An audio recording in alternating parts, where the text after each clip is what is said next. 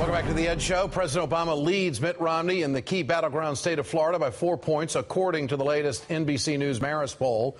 It's going to be a tight race, but luckily for Mitt Romney, Republican Governor Rick Scott is lending a hand. Scott's former Secretary of State, Curt Browning, told the Associated Press the governor had urged him to come up with a list of people who were registered to vote in Florida but ineligible to do so. Browning told the Associated Press that Scott specifically asked him whether non-citizens were voting in elections. Browning reportedly told him that non-citizens who voted risked being charged with a crime. Scott told him, well, people lie. Browning responded, yes, people do. But we have always had to err on the side of the voter. Well, not anymore. After Browning resigned earlier this year, Scott went ahead with his plan, and now his current Secretary of State, Ken Detzner, claims 180,000 Florida voters may be ineligible because they are non-citizens. Detzner has sent a letter to thousands of potentially ineligible voters. A Miami Herald computer analysis of election records found that Hispanic, Democratic, and independent-minded voters are the most likely to be targeted by the state. Now, Florida election officials are questioning the accuracy of the database used to create this purge list. Seminole County Supervisor of Elections Mike Ertel, a Republican, tweeted this picture.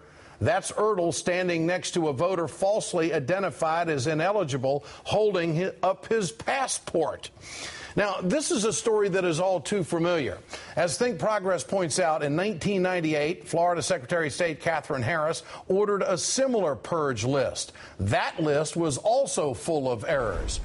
By one estimate, 7,000 Florida voters were wrongly removed from the voter rolls for the 2000 presidential election, 13 times George W. Bush's margin of victory in that state after the Supreme Court halted the post-election recount.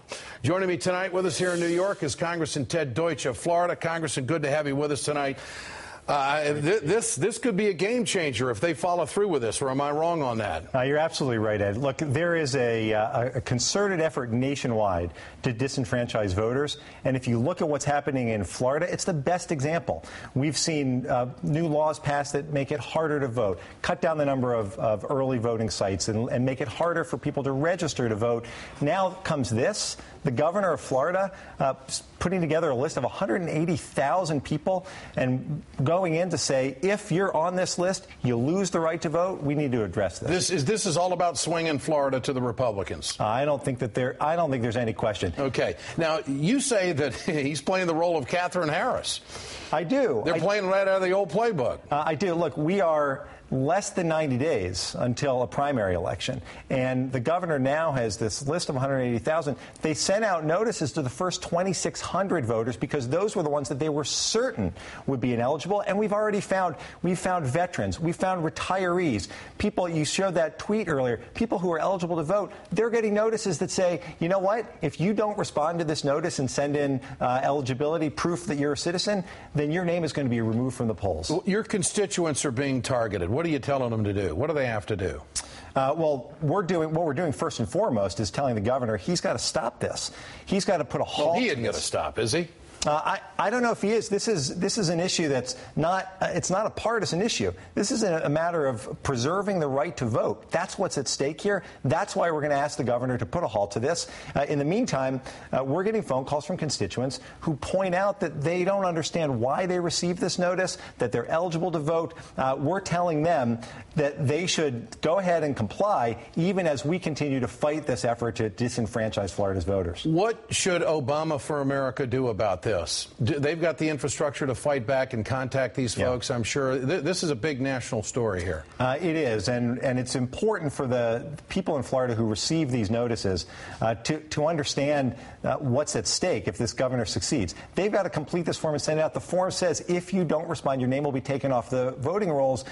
Imagine if you misplace it. Imagine if you show up to vote and suddenly your name has been scrubbed from the voting rolls. We've got to take this seriously. And the process to identify by these voters is considered flawed. No question about it. There's no transparency here. We don't know where this idea came from. We don't know if the governor's working with outside groups. All we know is that there are 180,000 names, and they tend to be names from that independent analysis that vote Democratic. And you have communicated to the govor's office via a letter. Have you gotten any response I'll yet? tell you what we do. We've circulated a letter among all of my colleagues, Democrats and Republicans in Florida, to ask them to sign on. I have a sneaking suspicion that my Republican colleagues may not be interested. We're going to send it to the governor. We're going to demand that he stop this. We're going to do this story again and again. This is a big deal. And now it's really information, getting your constituents to understand on what they have to do next, but also not to get discouraged. I mean, this is how these Republicans play the game. The whole plan here is to suppress voter turnout, whether by scrubbing the rolls or whether by convincing people that it's just so difficult. That's what we have to keep reminding them. They can't give up. Congressman Ted Deutsch, great to have you with us. Thanks so much. Thank you. Lots more coming up in the next half hour of The Ed Show. Stay with us. We're right back. There's no question but that he's attacking capitalism. He doesn't understand how the free economy works. Mitt Romney doesn't have the spine to disagree with Rush Limbaugh. The big panel is here to discuss it tonight.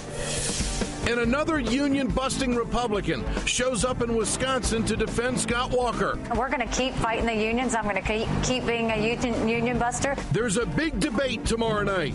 Mayor Tom Barrett is here, and I'll ask him if the John Doe investigation surrounding Scott Walker is fair game. And is Walker telling the truth on job numbers?